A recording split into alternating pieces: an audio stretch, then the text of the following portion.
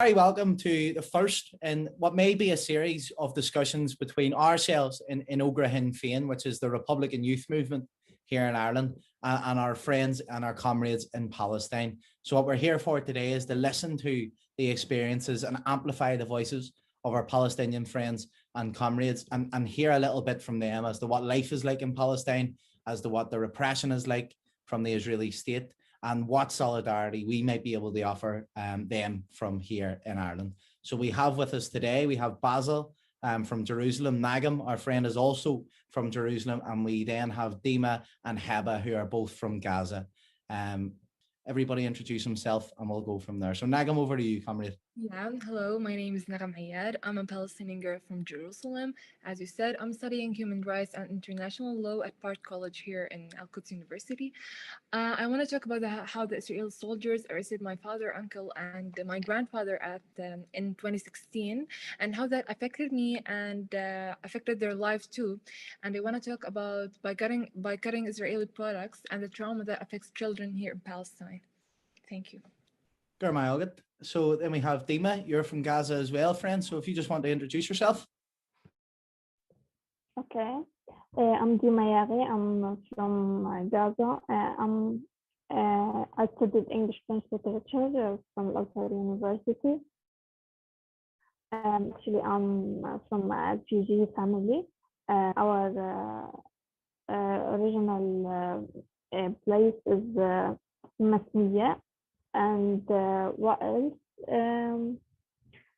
I'm a volunteer in many places. I'm volunteering in many places.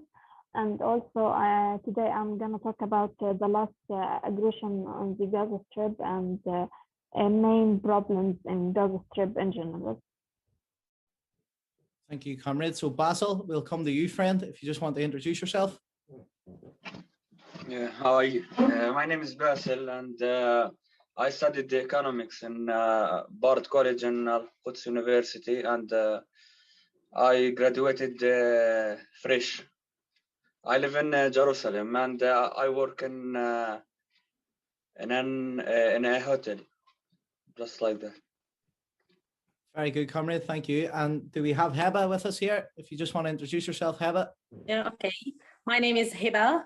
I graduated from Al-Azhar University. I studied English literature. I worked as an English teacher, trainer, animator, activator. Most of all, my aim is to travel abroad, to achieve my dreams, to gain a master's degree at my specialization. And I hope the situation here in Gaza will be better. And yeah, that's it. I want to talk, okay, I'm going to talk about how war in Gaza affected the children's psychology, mainly in a bad way. Okay. Thank you, comrade. And maybe we'll be able to host you here in Ireland at one point if that is your goal to travel. You'd be more than welcome here as well. So we'll just get into the conversation then, comrades, and I'll come to Dima first, if you don't mind. If you could just outline a little bit what a normal day is like for you. You get up in the morning, you go to study or you go to work. So if you would just explain a little bit about what day-to-day life is like for yourself in the Gaza Strip.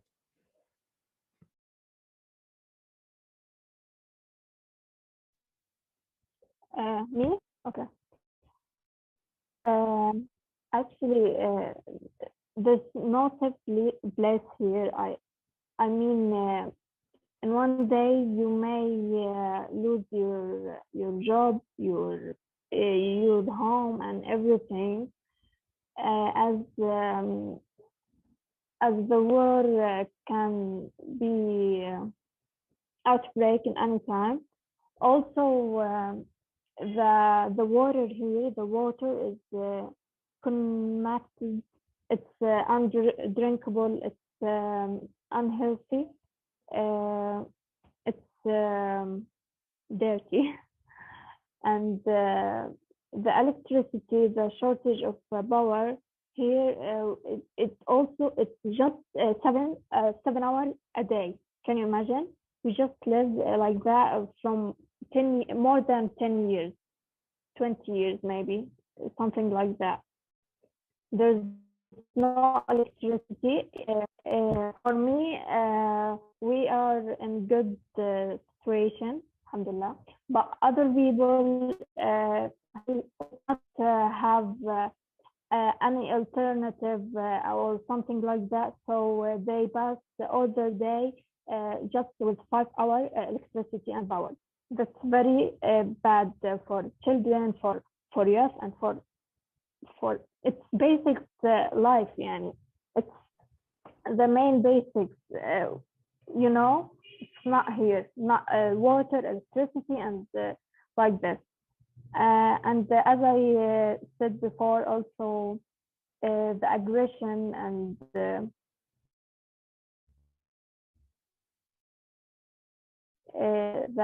it can anywhere.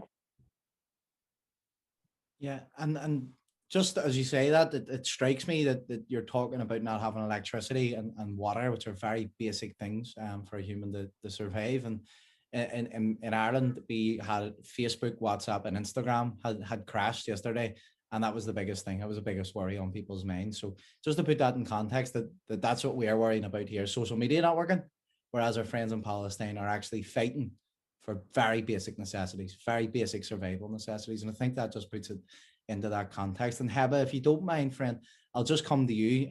Would that be a shared experience for yourself then in the Gaza Strip? Does that differ for you in any way? If you would just like to just continue on and explain a little bit more about your circumstances in Gaza as well.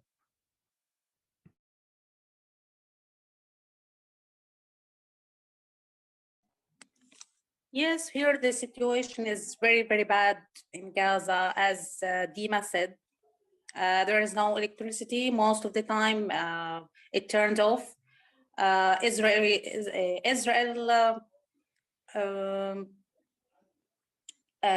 does a lot of things, make a lot of injustice, a lot of, let me say, problems. It creates problems against Gaza, against people here in Palestine, especially in Gaza. All of the world knows how the situation is here in Gaza. People are suffer. Yeah, people suffers a lot here in Gaza. Suffers a lot. Yeah, a lot of young people travel abroad to Europe.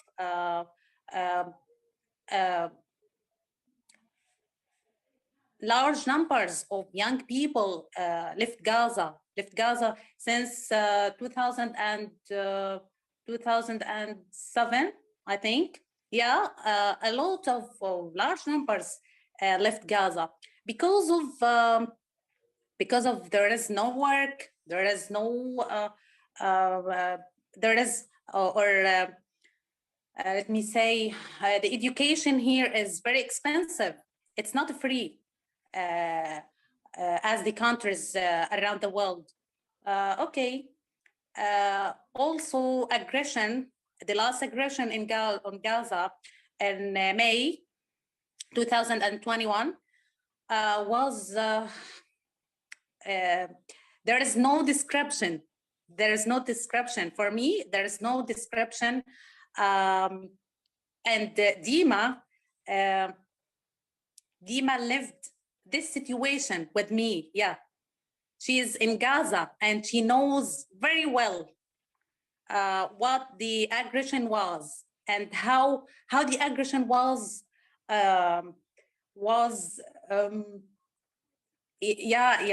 The voice of bombs. I feel the voice of bombs every moment, every time. Still now. Yeah. A lot of children suffers a lot. Their psychology, their soul is very tired. There is no relax here, especially children. I feel sadness because of them. Yeah, that's it. Yeah, and Dima, just to come back, I see you have your hand raised as well. What is it like to live under that sort of constant pressure that Israel could start a war again? They could start an aggressive tactic again at any point. How is that as a young person?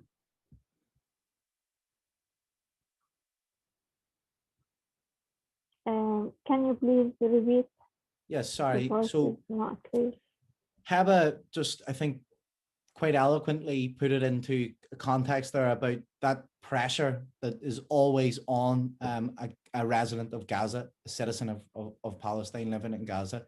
So how does that affect you personally? You know, always having it in your mind that at any point that Israel could return to aggression and they could drop bombs and they could do as they like to Gaza at any point. Yeah. What is that pressure like? What is that burden like for you as a young person living in Gaza? Actually, there are no words can describe this feeling and this moment. I remember one day there was the war, the last aggression on Gaza was 12 days, I think, something like that. The last 2 days, every morning, they warned the schools beside us. Yeah, it's very near to our home, okay? And we cannot do anything where to go. And our neighbors, our neighborhood is running away from to another places, to their relatives, to their friends, and we're just like that. We are in shock. We live in family apartments, so we go downstairs into my uncle's house and my grandfather. We waited so many long hours, and not just us, also the media and press meter waited for the bomb and the Israel to bomb the schools, but fortunately it's unfaithful warning. It's nothing, but you can feel how the feelings at that moment. And for me, it really affects on me very bad. As Hiba said, sometimes I slept and I saw nightmares that I lost my home or I lost my family or some friends. That's really so hard, and it's painful to feel. I said that, can you imagine the little boy or the little girl, they just screaming or crying, and that's normal, I think. And after the war, a lot of people, as I didn't mention it, but there is a lot of unemployment here. For me, I graduated 2 years ago. Till now, I didn't work, unfortunately. So, and many of my friends like this. So the unemployment is very high. So many of us tend to travel abroad and also immigrate to find maybe the good future for them. Actually, in some point, I thought like them. Okay, Gaza, and then what? Nothing. Just my family, and in any minute I could lose them. In any minute I could lose everything: my life, my family, my friends, my home.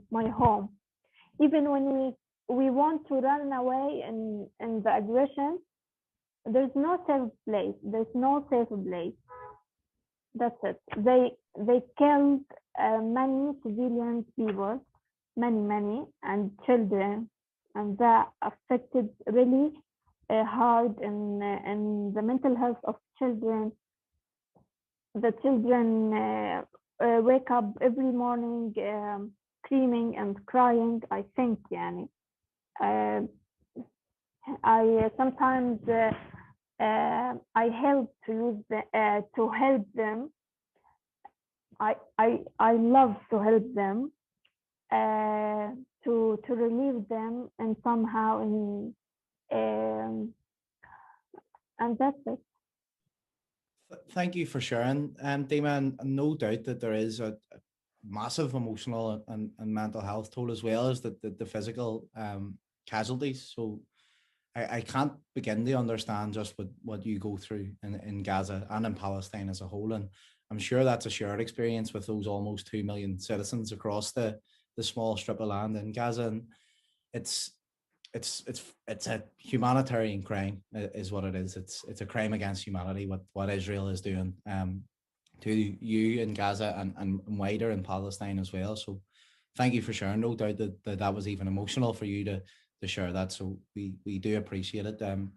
I'll speak to our friends now from Jerusalem, where it is a slightly different political situation, in that in Gaza you have the blockade, and it is essentially an open air prison. It's very difficult to leave. It's very difficult to get in. But our friends in Jerusalem may find that they face the Israeli state in terms of its military output, and its physical face a little bit more than maybe coming into contact with soldiers, coming into contact with that physical state apparatus. So Basil, you've just graduated yourself. So have I. I'm 21. I've just graduated from university, and I've been lucky to find a job. But obviously that's more difficult for yourselves in Palestine. You essentially live in a state of apartheid, where you're treated as second-class citizens in your own home. And what is that like in terms of just coming out of university and trying to find your way in life, only to have that your sort of dreams and ambitions trampled over by an oppressive apartheid state? Can you explain a little bit about that for us? I'm sorry, I didn't hear clearly. Can you repeat your question? Yes. What I was saying was our friends in Gaza have obviously explained how the military might of Israel, affects their lives every day, impacts their lives every day. But I would just like to hear from you in Jerusalem, coming just out of university. I have just finished university myself, and trying to find a job and trying to make your way in life, trying to start a life, but having that stopped and having that oppressed by a state that is treating you as a second-class citizen in your own nation. So I just would like to hear a little bit about that, if you don't mind. Okay, Israel is always using their policies against us, the Arabs, and what we call it Israeli state or Israeli land. So it's difficult here, first of all, to join or to study in their universities, especially that they try to keep us away from their universities, and they try to keep us studying in just the universities in the West Bank. And after 4 years, 5 years in the university, they told you that you can't work in Jerusalem because your certificate is not good because you were studying in the West Bank. And sometimes if you join Israeli universities, they start using the racist policies against you, and you are not a second class in their state. You are in the end of the classes. I don't know what the number is. So it's difficult, first of all, in joining university or having a certificate from any university. After that, when you are going to join a work, to have a job in your life and start your life after the university, it will be hard, especially if you don't know the Hebrew language. Every job you need to work in it. The first point is to have a good language in Hebrew.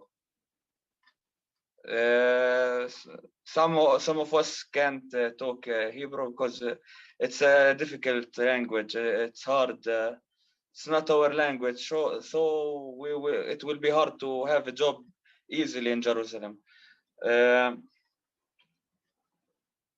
If you have any question, I can answer it about this point. Thank you, Basil.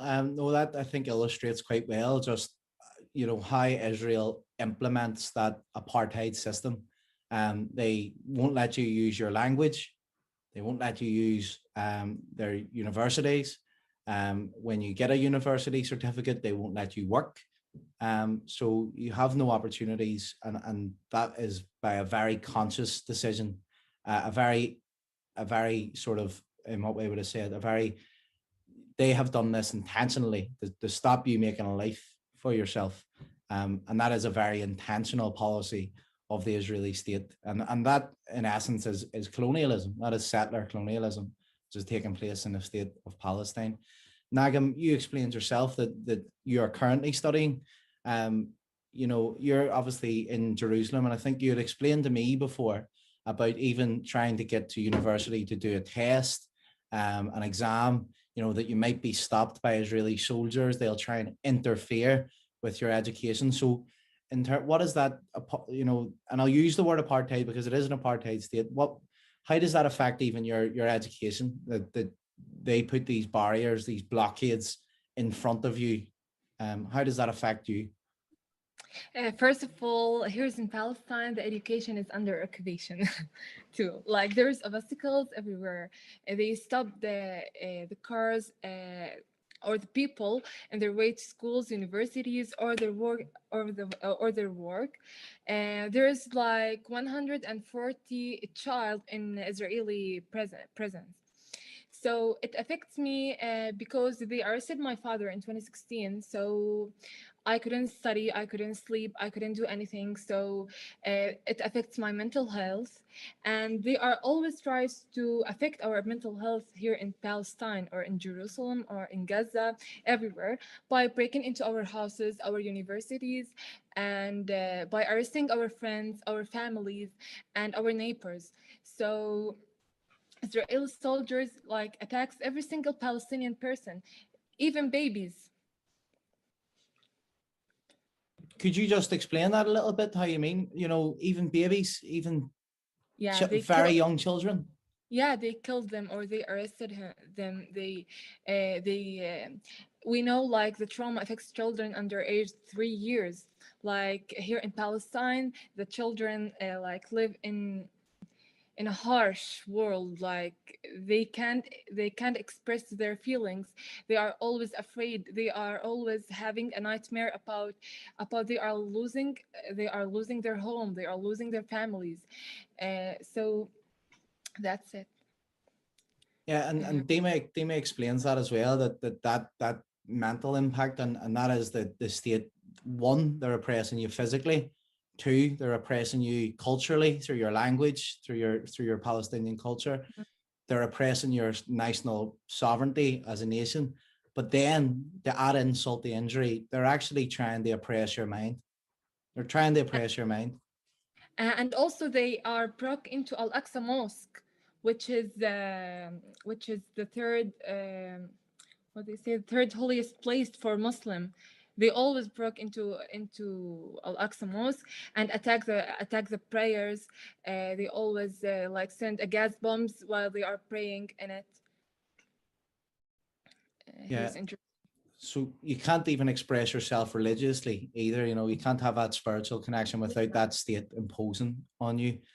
Friends, if you don't mind, I would just like to then go on and speak a little bit more in depth about the actual physical state repression, and we'll do it the other way around. So we'll come to Basil and Nagam first, and then come to yourselves in Gaza after. So that physical state repression. So Basil, for example, how often would you encounter an Israeli soldier, and what would that encounter be?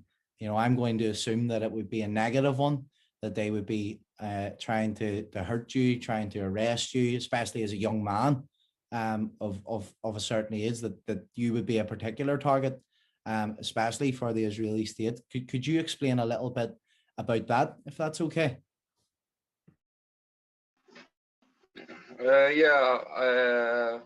They tried, the Israeli soldiers tried me, I think, 3 times when I was going to my work, and one time when I was going to pray in Al-Aqsa Mosque, and the third time when I was a little kid, I was playing football in the street.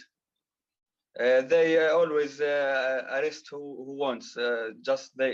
They just look at you, and if any one of them don't like you, he may take you, may put you on the wall. Sometimes if you have a bag, they open it, and in the past 3 years, they told you to open your own bag. They are afraid of opening your bag. I don't know why. They have their own reason. Even if you are going to your university or having your clothes while you are going to your work. So it's racist policies. It's an apartheid. It's an occupation. They do whatever they want. And there's, just to put that in context as well, my generation are the first in Ireland to know peace, but for 8 centuries, 800 years before that, all Ireland knew was war. And people of an older generation, that maybe 40, 50, 60, would understand that, and would be able to relate to that, because and I'm making this point just to drive this home to people in Ireland, and that the British Army, when they occupy our part of Ireland, as the Israeli army occupies Palestine, they will know that when you're trying to go to work, trying to go to school, or go out and socialize, that you would be stopped, you may be beaten, you may be arrested, you will be searched. And it's that idea that because of your race, because of the nationality that you're a threat. And that's what that state is trying to impose on you, that you're some sort of threat, when we know obviously that you are not. But it's that racist policy that because Basil is from Jerusalem and he's Palestinian, then we'll stop him, we'll search him. But if it was, say, for example, in Tel Aviv or somewhere like that, then that if it was a Jewish person, that they wouldn't be treated that same way, and that you're treated that way just because of your nationality. And that I think is the important point to drive home, that this is a racist state, that this is a state that treats people differently just because how they look, because of the language they speak, or because of their national identity. And I think the people in Ireland will be able to understand that, maybe not to the same extent, that there wasn't bombs coming down from the sky from multi-million-dollar warplanes, but they will know that daily repression, and that they will understand that. So thank you for sharing that. Nagam, you'd explained as well that your father was arrested in 2016, and that some other members of your family were arrested as well. Would you care to explain a little bit about the circumstances around that? That it was arbitrary, that the circumstances as to which your family members were arrested? Yeah, in 2016, they broke into my uncle's house, and they arrested him in front of his little kid. Her name is Zareen. She was 5 years old, and his pregnant wife. She's from Russia. They exiled them. The little kid and his wife to Russia. Until this day, they cannot be here in Palestine, or talk to him, or meet him, or go to prison to visit him. They can't do anything, and they cannot come to Palestine either.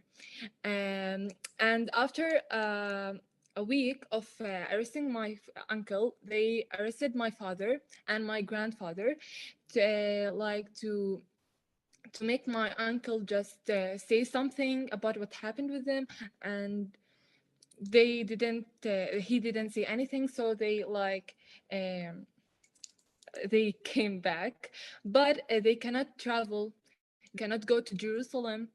Like we are in Tabris, like near Jerusalem, but we cannot visit Jerusalem because of what happened. From 2016 to this day, my father and my grandfather can't go to Jerusalem. So they obviously interned them, and we would know that internment, and there was no trial, there was no court. It was just, we're arresting you, and that's it. Is that right? Yeah, they broke into our house at 3 a.m.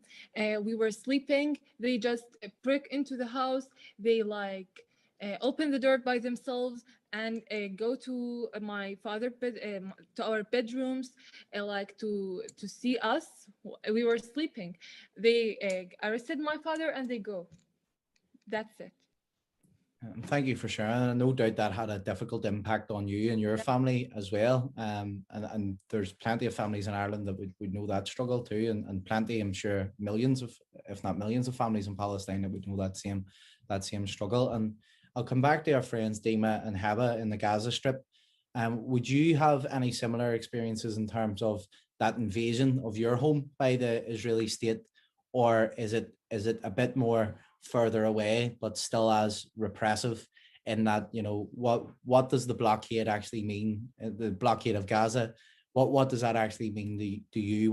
What difficulties does that supply in your daily life? You know, is it difficult to get medicines? Is it difficult to get books, educational materials, you know, even basics like food and water? You've already explained that it's so difficult to have electricity for more than 7 hours a day. The drinking water is dirty, it's unclean, you can't drink it, you know. But what other impacts does that have, that blockade of your part of your nation, in terms of your daily life? And I'll come to Heba and then yourself, Dima, just to explain. So Heba, just yourself, if you could explain a little bit about the actual physical impacts of the blockade of Gaza. Okay, according to the blockade here in Gaza, let me say, I don't know if you know this information or not. Here in Gaza, there is no Israel soldiers. There is no Israel forces. I think in 2005, when I was young, every Israeli soldier left Gaza. Gaza is, let me say, very frightening, or let me say, very frightening for Israel forces. Yeah, but in 2007, Israel, let me say, oppressed a harsh blockade on people here in Gaza, according to the economic situation, the social situation, let me say the political situation.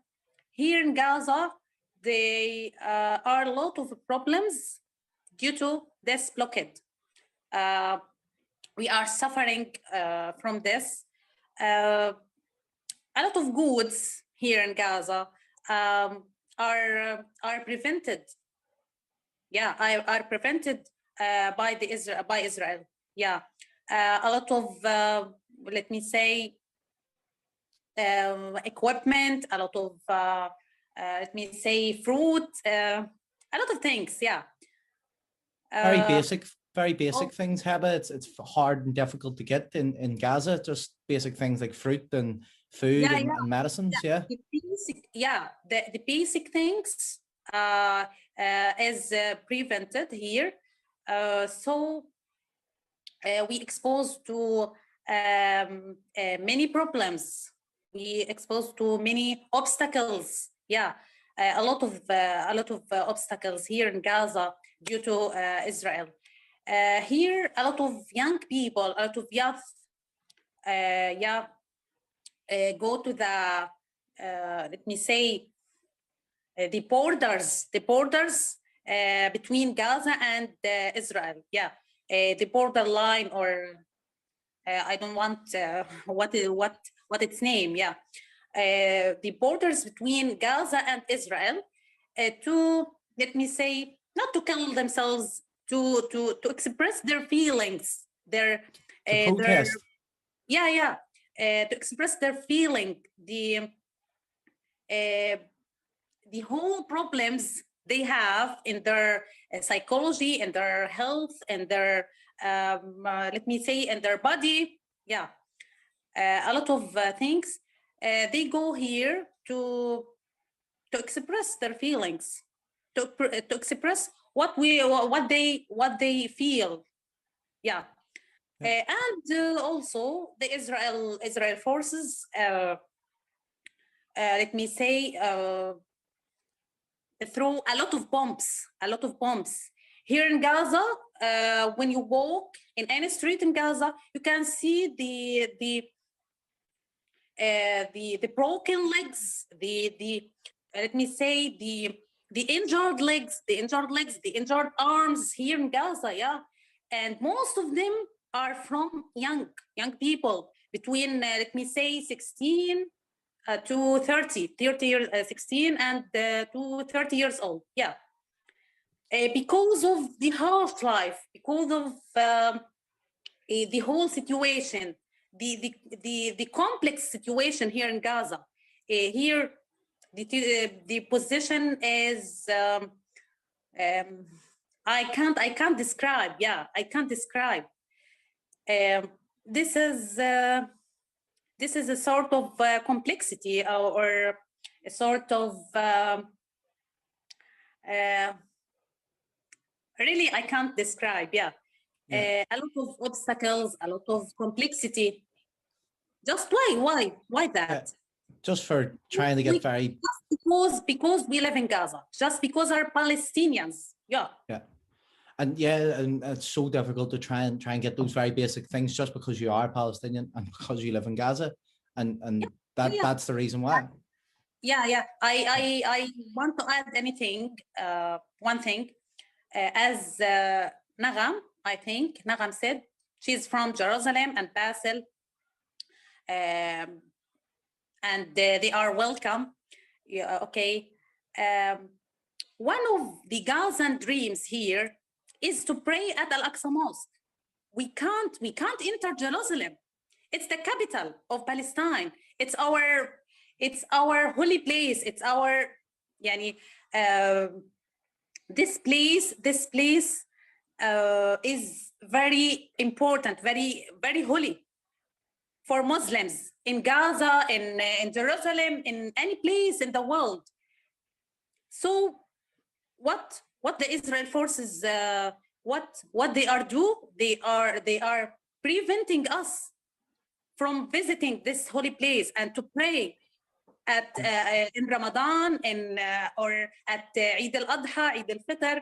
Yeah. All these behaviors, all these injustice behaviors, Israel do that. Yeah. Thank you for sharing, Heba, and I can't even begin to imagine just how difficult that is, even to have that sort of spiritual element of your life cut off by an oppressive state. So you can't even have the very basics of the freedom of religion, which is a very basic human right, and the state of Israel is denying you that right, alongside the millions of other Palestinians as well. Dima, if I'm right, and if I remember correctly, the last time that we had a bit of a conversation around some of the young Irish people and the young Palestinians, was I right in saying that at that point you and your family were just about to set off to cross the border into Egypt? And if you would just explain a little bit about that, because I was astounded by this. So, obviously in Ireland we have a partition state, so part of it is still part of the UK. Now we hope that we will change that very soon, and part of it is a free state, so that it's a sovereign country. So when I cross the border, there is nothing. So I can cross the border freely. I could do it 500 times in a day and no one would even ask me for a piece of identification. But you trying to go from Gaza to Egypt, you explained to me that had taken 3 days, 4 days. Was that right? Yes. So just getting, so would you explain a little bit about just even that difficulty of getting out of Gaza?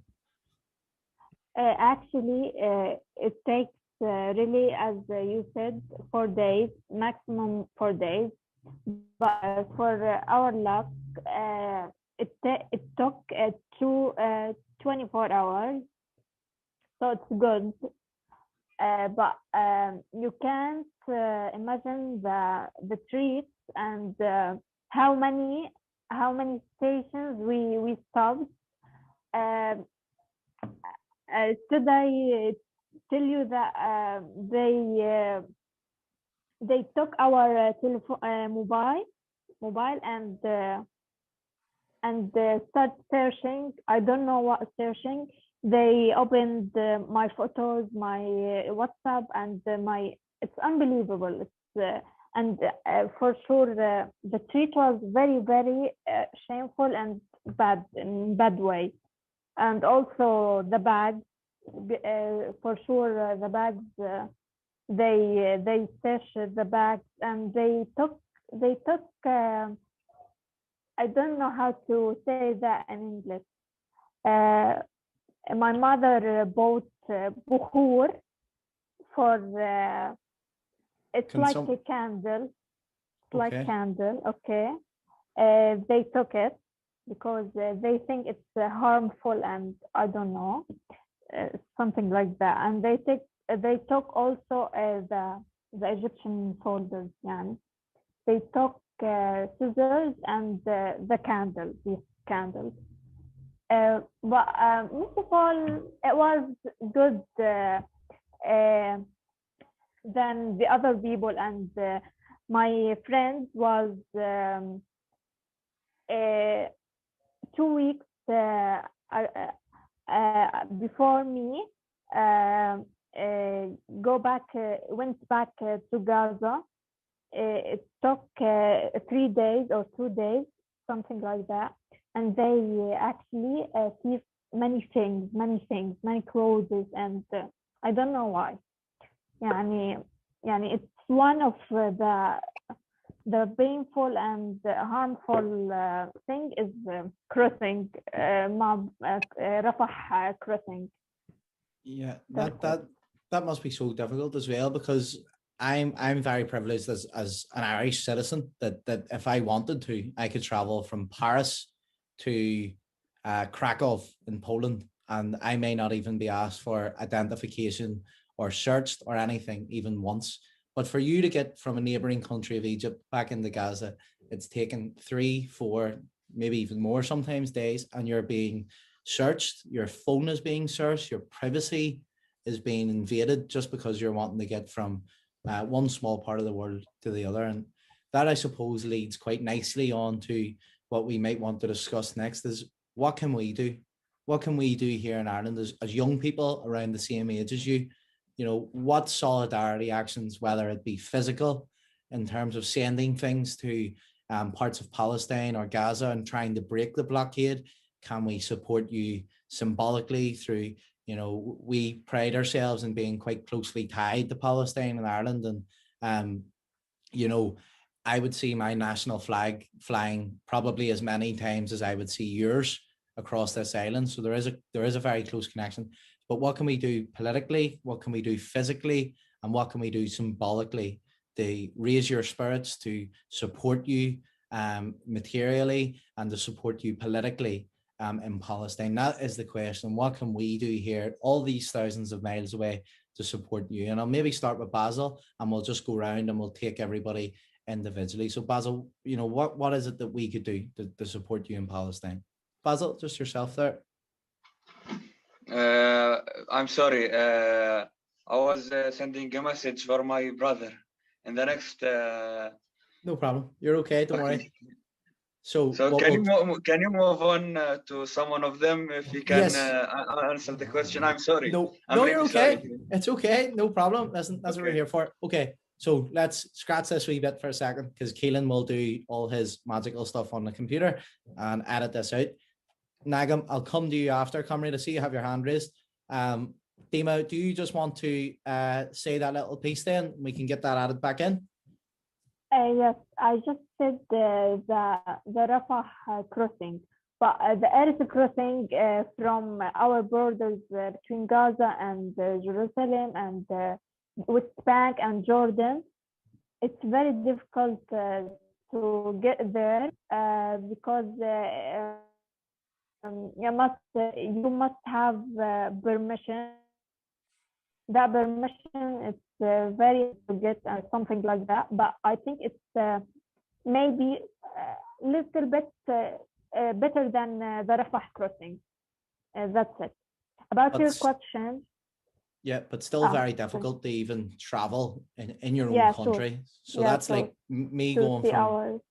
you know, Belfast to Derry. You know, I would have to have permission if that was from Ramallah to Gaza. I would need to have government permission to do that. Is that right? Exactly. Yeah, exactly. I suppose then that leads quite nicely on to the next section, which is us talking about what we can do for you to support you in Palestine. You know, what actions we can take symbolically, politically, and physically to materially support you in Palestine and help break that blockade in more ways than one. So we'll go back to yourself in Gaza. Cheba, if you would just explain a little bit about what we could do in Ireland to support our friends in Palestine. Yeah, I want to say you thanks a lot. If you want to help people here in Gaza, you are welcome. Yeah, you are welcome. And thanks a lot. Yeah. And what even if it is mentally, if it is materially, if it is economically, politically, yeah. Thanks a lot. Yeah. But what you know, if you could, I suppose, ask for one thing from us in Ireland as an act of solidarity, what would that be? If you could ask one thing, you know, ask us to do one thing here in Ireland to support Palestine, to support Gaza, what could we do? You know, is it demonstrate? Is it you know, we want to recognize the state of Palestine from Ireland so that we would recognize Palestine as its own full nation, as it rightfully is. Can we send medicines? Can we send food? Can we send water? You know, what is it that we can do here, all these thousands of miles away in a completely different country? You know, but what can we do to support you in Gaza and in Palestine? Yeah, thanks a lot. But here, the healthy situation is hard. The political situation is hard. All of these situations or positions here in Gaza are hard, very, very hard. According to me, education is the most important thing. Education, yeah. If you want to help any student here in Gaza, even if he is at school, if he is at university, any student here in Gaza, you can help. You can help. In Ireland, I think there are a lot of let me say scholarships. Yeah. As any country in the world, yeah. Any country in the world presented a lot of scholarships. I think in Palestine here, the situation is hard. Education is not free. It's very expensive. So a lot of the students here in Gaza like to travel, but they haven't enough money. Yeah, they haven't enough money to travel abroad. And here in Gaza, travel needs a lot of money. Yeah, to live Gaza and to study abroad or to have a master degree. Yeah. Here in Gaza, I think students love knowledge. Yeah, love science, love to complete, to finish their study, their high study, their masters. And I am as a student, as a graduated student, one of them. Yeah, one of these students. Yeah. So I think like that. Perfect. So we can help out, perhaps then helping support young Palestinians educating themselves, because we know in Ireland, you know, education's freedom, and that is part of the way to freeing yourself and Yeah. your nation as well. So thank you for that. Basil, I'll just come to you, friend, if you would like to explain a little bit maybe what we could do in Ireland to help. I know it's different in Jerusalem. Is there something else that we could do that is different to Gaza? You know, let's hear from you. Okay. First of all, I want to thank you for these meetings and hearing our stories. For the solidarity, I don't know if you have Israeli products in your markets. So if you have it, my message is to boycott it, and maybe if you have the BDS movement in your country, to volunteer in it, to work with in it and with them, so you can expose the Israeli occupation around the world. I think this is my message for you. Thank you. And that's important because Ireland was one of the first countries in the world to boycott South African products during apartheid. And I think that we can be the nation to lead the way in boycotting Israeli products. And that is an ongoing movement in Ireland. So I would echo your call, Basil, to any young person on this island, get involved in BDS, boycott, divestments and sanctions on the Israeli state. Dima, friend, I would just like to come to you then. You're in Gaza as well. You know, some acts of solidarity that you could suggest to us here in Ireland.